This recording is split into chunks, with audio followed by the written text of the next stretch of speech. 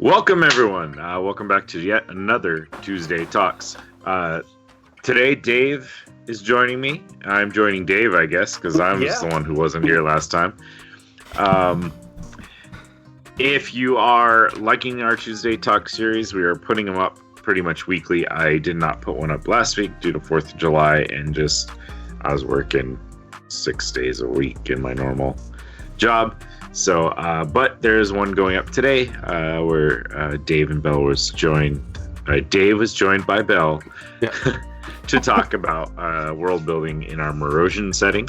So check that out if you're interested in world building. It's some pretty interesting and cool stuff there, and it gives a lot of insight on great ways to collaboratively story build, world build with someone. It's just a good back and forth. So absolutely. And what was really awesome is you watchers gave some really great input, great insight on the type of setting and what was going on, and added a lot to our story or our world build section on that particular country within the Morosia setting of the XP Guild. There is another one, however, before that. We build on Miklova within the same region. And it's going to be an off and on series with that world building series in particular. So, stay tuned and find out what happens next. But this one is more traditional that me and Bill do. So, combat actions. What are they? How they are performed?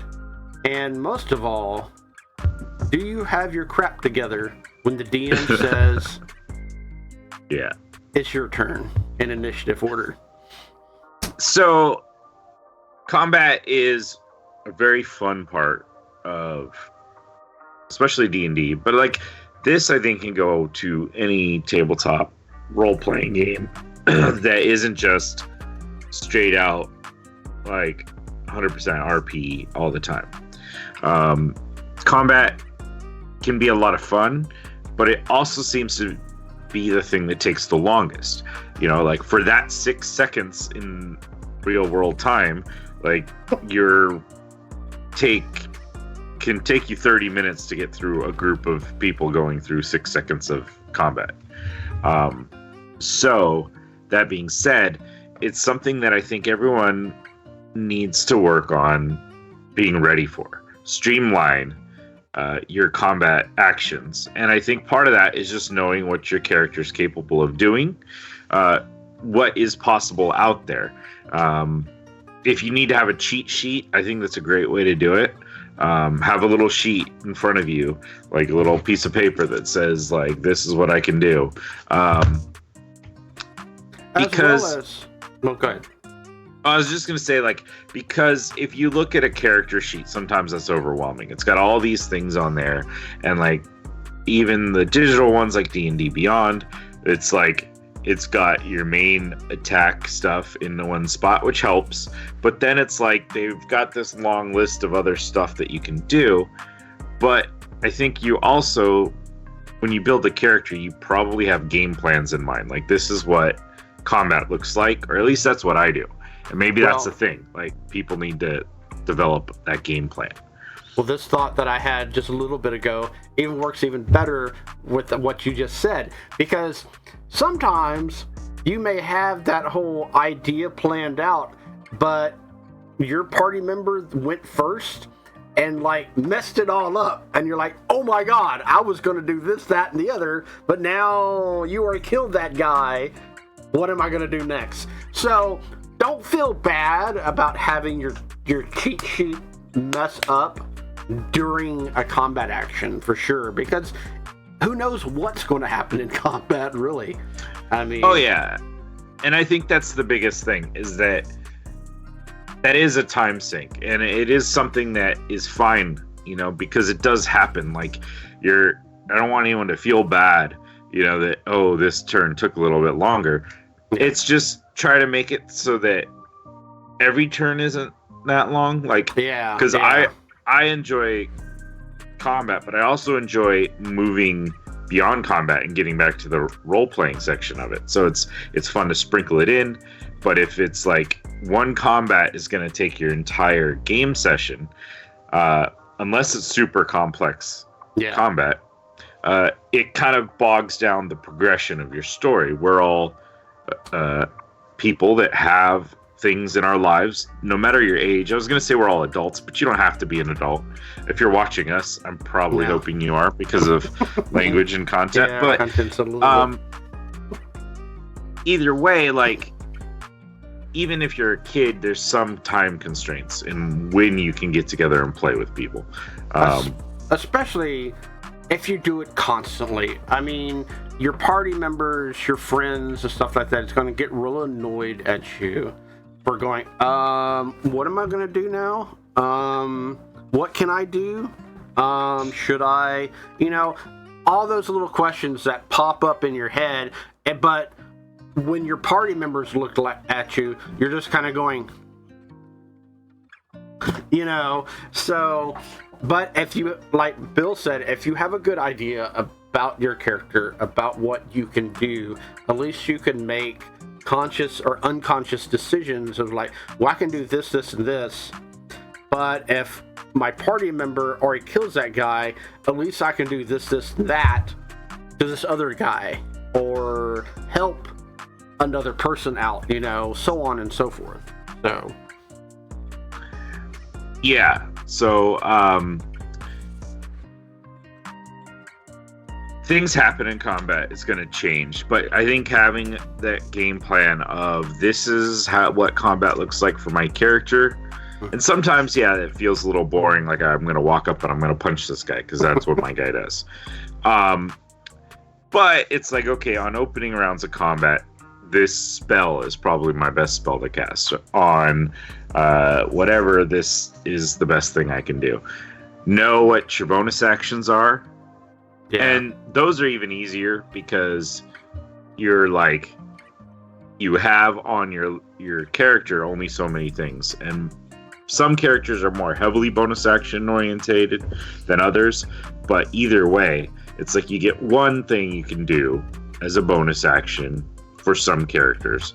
And I like to have my spells that are bonus actions ready if I'm a spellcaster, and kind of think through it. Like, okay, if I have a bonus action here, this is a good spell to cast.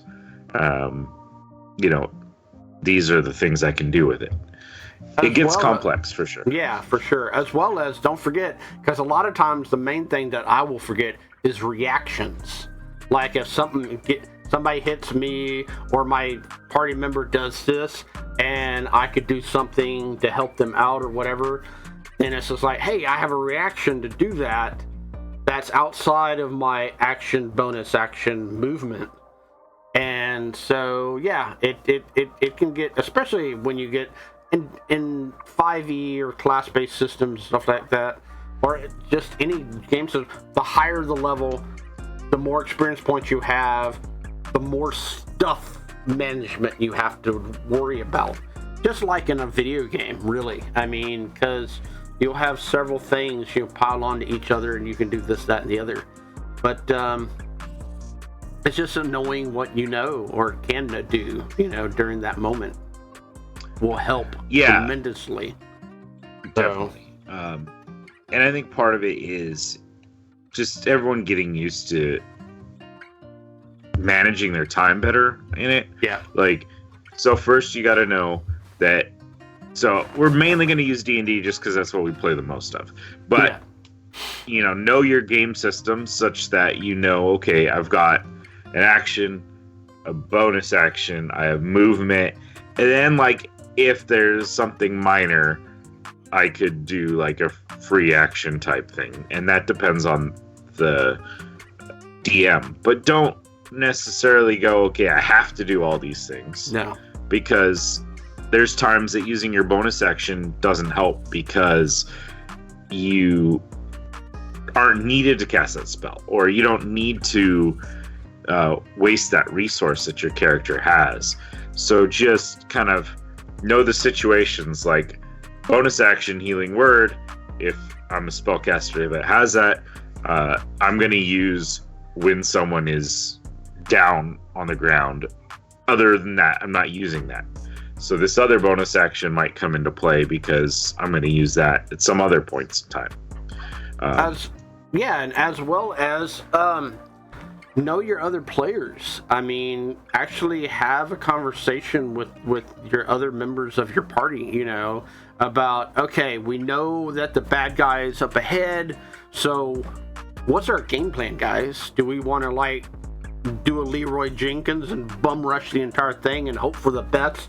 You know, YOLO and, you know, let the dice decide? Or do we actually want to, like, plan out action, like all the thieves and all the sneaky people sneak around and try to find out the best possibility as we get our spells repaired and, you know, do some kind of weird ambush or something, you know, along that lines. Because knowing what your party can do, as well as some kind of game action, will tremendously help the not only playability of that whole combat scene, but as well as will help the enjoyability of it. You know, that way you don't stomp on your party member because they have an idea that they want to do, but you already done something else that, like, totally screwed that up for the entire game. Yeah, so, also, I guess that goes into a broader, just know what your party's general game plan is when it comes to combat. You can't always talk out ahead of time, but if you know that a character revolves around casting spike growth turn 1 in combat, so that then they can, like, push the enemies through it, then know that you need to make sure that you leave the space that they're going to need to do it in. Or if you know that you have a bunch of close combat characters, you don't cast spike growth such that your combat characters have to walk 15 feet into it to get to the nearest enemy. Or the famous, you have close combat people, and they're all battling the thing, and your mage goes, fireball! Yeah. So, unless you're evocation and can sculpt, but even then, it's just also on that side. If you're the fighter and there is a horde of things, and you have a wizard that you know has fireball, then you don't run to the middle of the horde. No. You maybe pick an outskirt spot so that you can pick a location to hit. Like, these are the things that will help speed up combat and help streamline things for everyone. So, I mean, that's the start, right? Just be prepped, have a game plan, know the general game plan of your party. Know that, yes, things will change, and that is okay. You know, I mean, I think our biggest reflection that I like is our last 2 combat sessions in Princess Apocalypse. We were outside, and the enemy decided to come to us for once, and it was just hordes and hordes and hordes of enemy. And my particular character, it does more like, he's not an assassin, but he does up close and personal with enemies specifically, but not like up close and personal. He's a ranged character, but he focuses on one person at a time, while our single other target members, while our other party member is actually up close and personal, and he does a lot of damage, and he does a lot of big hits with the big bad guy. But then our other party members, like Bill's character and another character, does a lot of damage to a lot of people all at once. So by overlooking at the map, you're like, okay, that person is going to hit that large group, that person is going to hit that large group. Let's focus on this guy instead of worrying about those people. And then it reversed itself once we got inside, because our big hitter and one of our AoE, Bill, decided to jump down a hole. And we had a really big enemy, so luckily I had a spell that confused the enemy enough that he attacked his own self.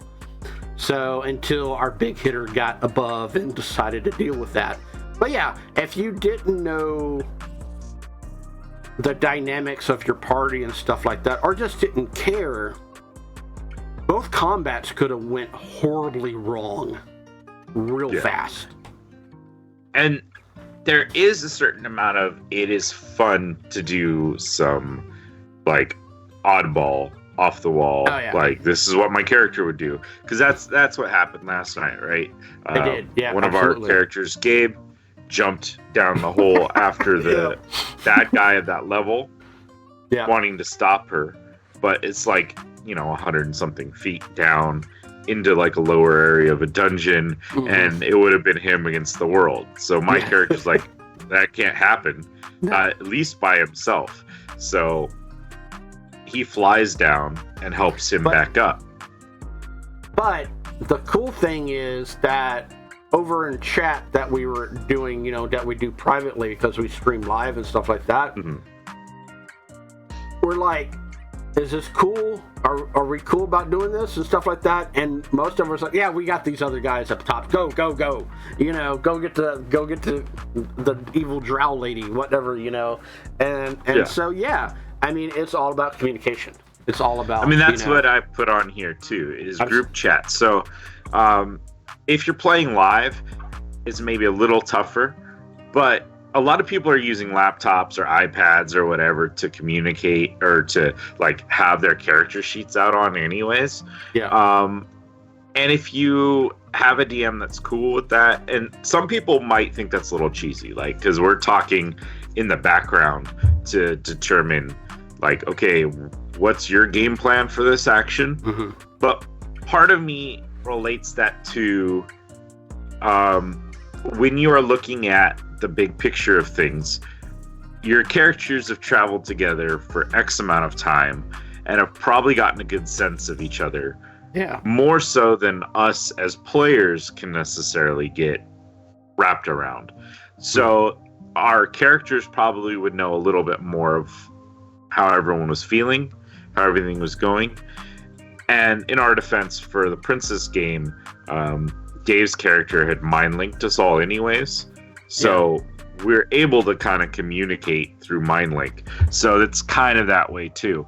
But if your DM is cool with it, because I know like there's a thing about cell phones at the table, right? Like some people have an issue with these being there.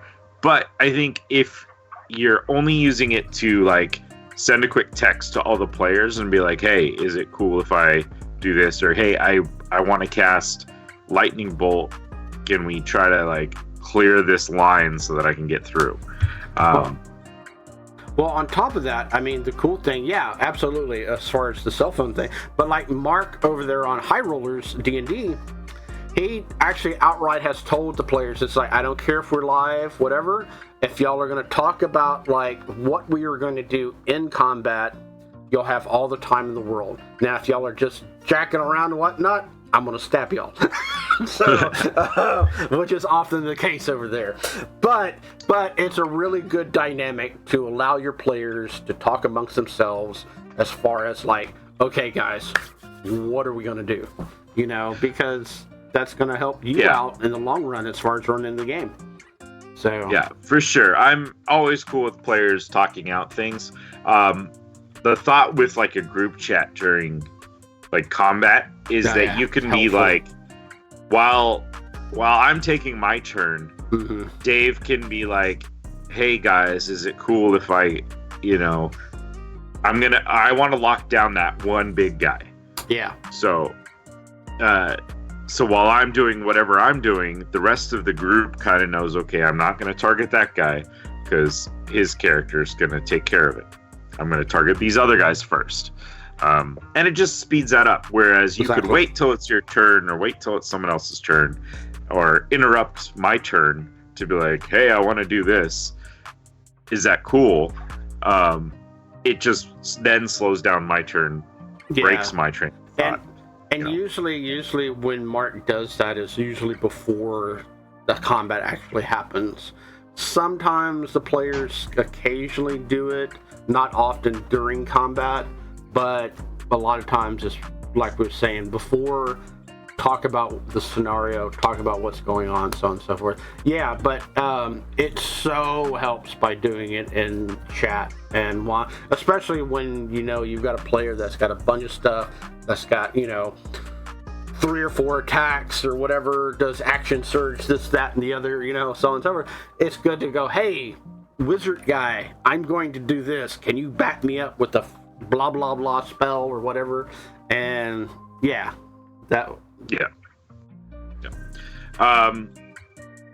And I have Baron Mount, the one I play on the Tuesday game. That'll be on next week's game.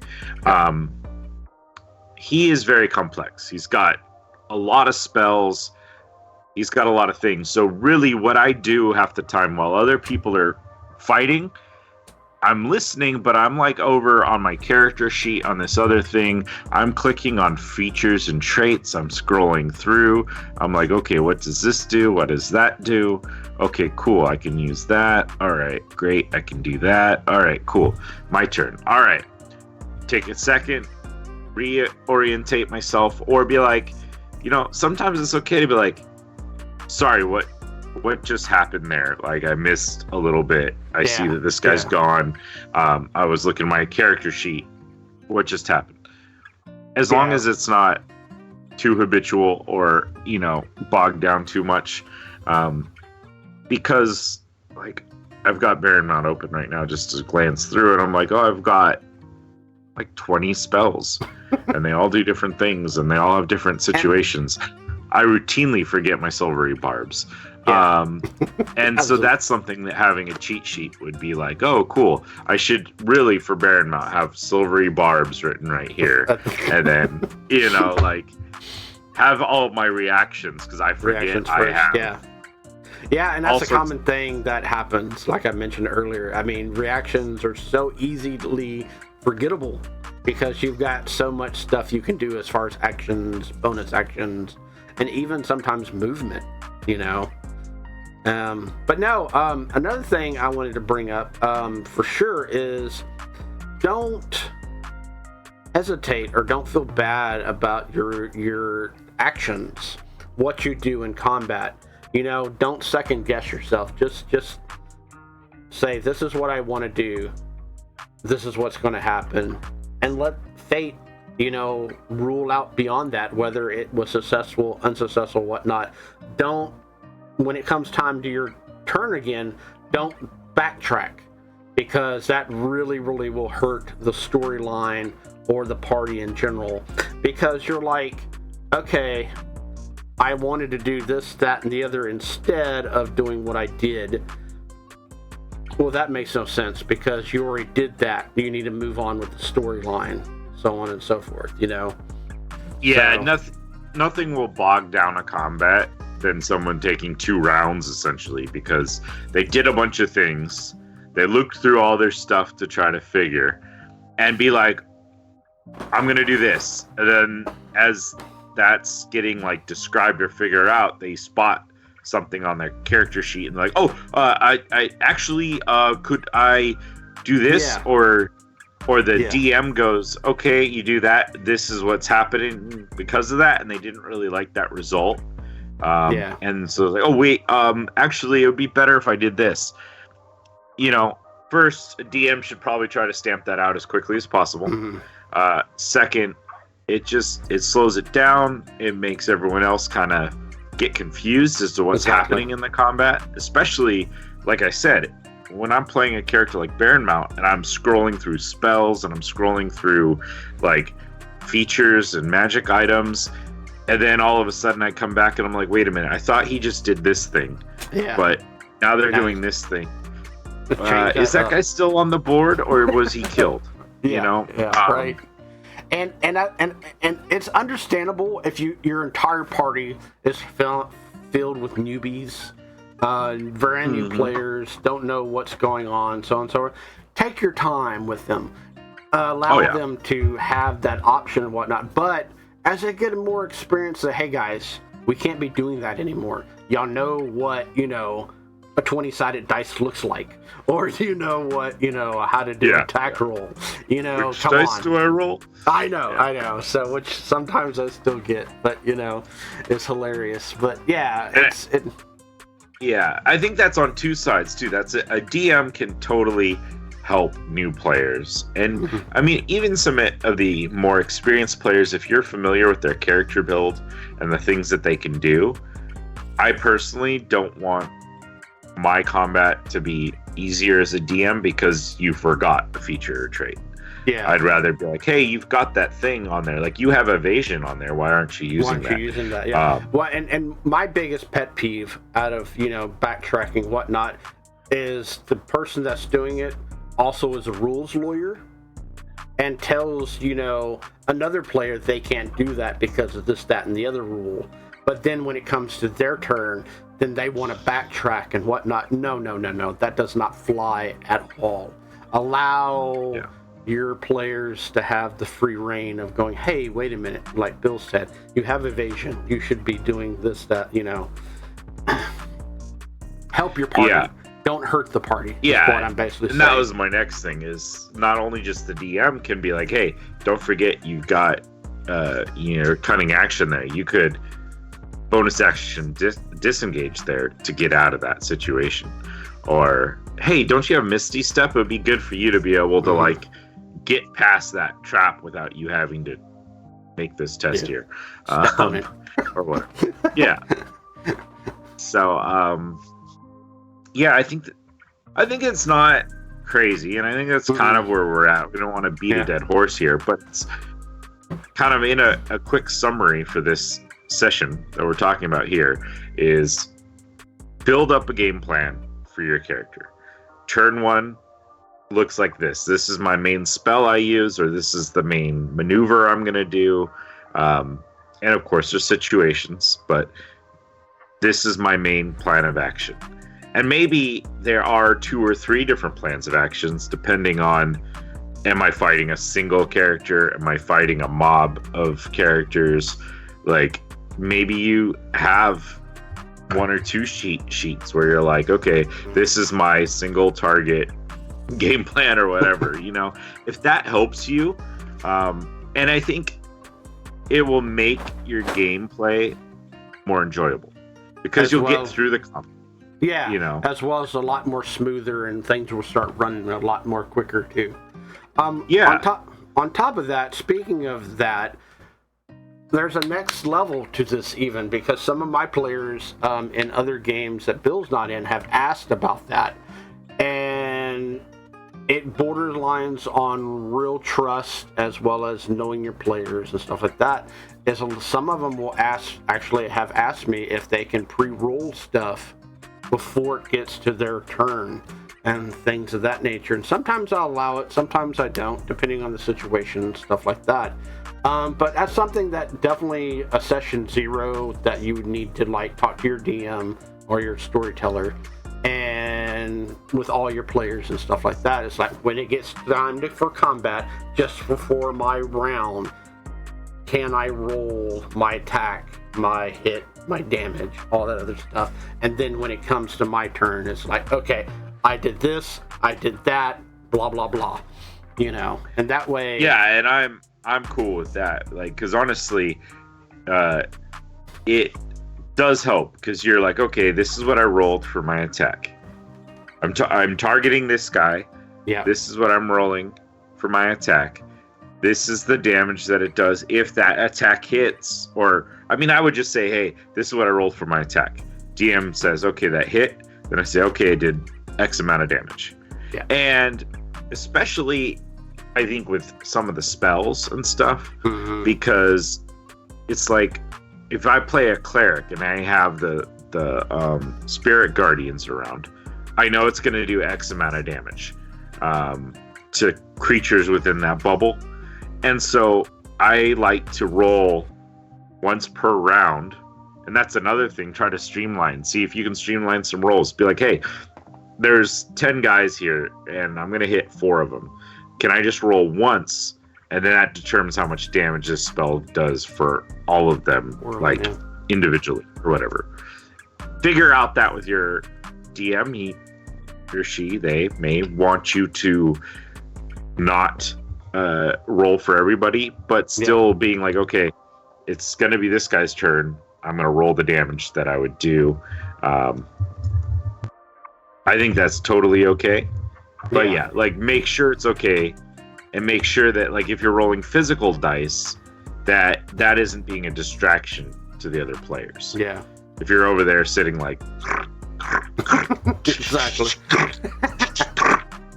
You know, and then counting out loud, 5, 13, 20. You know, that gets distracting to the players. But if you can, you know, count in your head, have everything planned out, even if you have to take some notes again, have some. Yeah. I love having scrap paper. That's why it's sitting here. That I'm like, okay, and I can write down damage dealt, or I can write down, you know, a resource that was used that maybe takes time to recuperate, so that I know, okay, I can't use that feline agility on Shriek because I just did that. I have to wait till I'm not moving for a turn. You know, these things are ways to kind of get a good idea of everything and plan out. And I think anything you can think of, and if anybody thinks of anything that we didn't cover here that helps you streamline your combat, let us know. Put it in, put a comment in when this is on YouTube. Drop that there. Oh man, I just spaced. I had something else. So I was like, okay, and I want to say this. But anyways, yeah, add it in there. I was going to talk about like VTTs and stuff. Like that's one thing I love about like Roll20 is that when you click on your attack thing, it rolls, and you can have it pop up the damage as well. So it's like just, hey, here it is. And that's the same idea as pre-rolling. And the one thing I was going to bring up is that trust issue, and that trust issue is, you know, your DM trusts you to pre-roll the stuff. Don't cheat. Don't roll the 1 and say I rolled a nat 20. You know, that's not cool. Especially when your other players are trying so hard to do something with their stuff. Yeah. It gets old really quick, and it gets obvious pretty quick when you never fail a roll, and you're like passing by like ridiculous amounts too. It's not like, oh, hey, I just barely got that one or whatever. It's like you never fail a roll, you never have any issues, your character always succeeds. I don't care how well you built your character, that can't always be the case. It's just, you know, so be fair, because your team wants to be able to do their thing too. You want to let them shine. This is another way, I think, to help everyone shine. Everyone gets a chance to move through their combat, fight a little bit faster, and just be ready to go. And if you got to cheat to do a role-playing game, something's wrong. Yeah, absolutely. And part of the fun of it is failing. Like I've recently, we've had this issue is because part of our Twitch thing is people can get advantage. Yeah. And there's definitely times where I'm just like, unless it's really important, I'm cool with me failing this. Like, I'm not going to use one of my 8 inspirations that I've saved up. I'm not going to, do all these things. I just want to move on. So let's just, let it fall. I failed. Cool. Next. It's frustrating sometimes when you always fail. But if Bill is famous for that. I'm notorious for that. My rolling, I swear, I channel Will Wheaton or something. Yeah, absolutely has the Will Wheaton vibes for sure. No matter if they're physical or on D&D Beyond. Oh no, which is like terrifying. Doesn't really matter. I don't know how I manipulate computer vibes, but I know. I'm like, oh, I got a +9 to hit here. Oh, I miss. Yeah, I rolled a 2. How? You have a +9. I'm like, I didn't roll anywhere near a 10. I rolled 5 and under the entire game session. I'm like, what the hell, dude? I literally told him to roll physical dice. It didn't get any better, So just you just kind of have to close your eyes and hope for the best for the those situations. But no, another thing I wanted to bring up is that if you have gotten your party to that level of pre-rolling and stuff like that, have fun with combat. Even if you roll anyway while combat is happening, if you want to get into the roleplay aspect of it, make your combat even brighter and happier, where it becomes where, describe your hits, describe your actions during combat, instead of, I rolled this, I hit with that, here's my damage. And that's all you say during the thing. No, say, I jump on this, stab him in the throat, let the blood flow, and then have like the other night, the DM allowed me to describe what happens after I kill the guy. Well, I describe it where it flies, my attack flies over the head of my party members, hits him in the throat, and everything spills on top of him. Well, my party member added to that by going, what the hell? So on and so forth, which made combat even more enjoyable, even in the after effect, and made the whole role-playing experiencing even. And then Bill had to put his 2 cents into, all of that, and so on and so forth, But it brings you closer to the party. It brings you closer to your friends. It brings you closer to the overall experience, which that's all we're trying to do, is have a really fun experience. And I think one other thing is, like, as a DM, I'm not saying tell him the armor class right away, but when he gets to the point, and Dave's good about that, when it gets to the point where they've kind of narrowed it down to kind of a close window, he's like, all right, you guys know now that you need a 15 to hit this guy. And that means that when you are rolling, you can more readily say, all right, I'm going to slide in, I'm going to slash across his belly, blood's going to fly out, and then I'm going to turn and stab him with a backstroke on my sword. Because you know that 15 is going to hit, you've pre-rolled, or you roll your 2 attacks, and you're like, okay, I got a 17 and a 15. So, or, maybe you miss one of them. I got a 17 and a 14. So I come in, I slash across him, I come back for the back stab, he is able to duck back, and I miss as I come through, and I turn to face him ready for my next attack. Something like that. It makes it far more interesting than a step. Yeah, exactly. And that little house rule that I do is something that I've done for a long time now. It's basically allow yourself to go, okay, so because it's kind of common sense, your party's going to figure out the dynamics of their enemies and stuff like that, where their chinks in their armor's at, and whether he fights more with his right hand or his left hand, so on and so forth.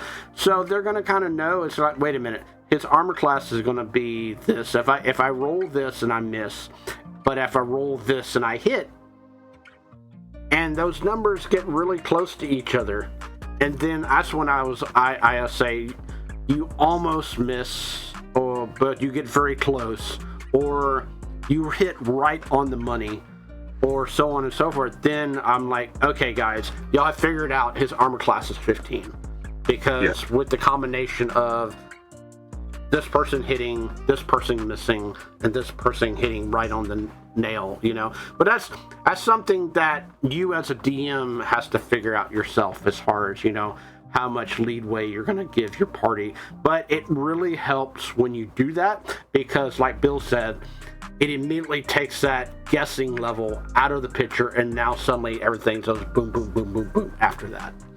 So, yeah. So that's just kind of it. It's not that complex, really, but it is something that I think a lot of players struggle having that game plan set. And I think in the long run, it will lead to a richer, more full combat. Let you get through a combat and then move on to the next part of your adventure, get to the next combat. I mean, when I hear that, like, the thought of like 3 combats per day or whatever, it's like that rarely ever happens in my games, and I don't want to spend 3 or 4 sessions to go through one day unless, that's what the game is designed. Like if you're dungeon delving, then sure. But I don't want you to I don't want to have to be like, okay, you get in a fight in the morning. All right. And now we get one that's about lunchtime. We're going to get in a fight. And, I got to get in my third one. It's dinner time, but this is all over 3 weeks. Yeah. So either way, I think that's probably good for this section of this. We're going to come back in 15 minutes time, and we are going to talk some more world building stuff that you can use in your world. It's kind of building off our hub world building platform that we're doing. Yeah, platform, yeah. But we're going to be putting together a market in the hub, which means a market in any city you want that is, usable for you guys. Because one thing I love about this whole idea is that it is my favorite topic of them all, random roll tables. And with that, I think we should say, see you in 15 minutes. See you soon.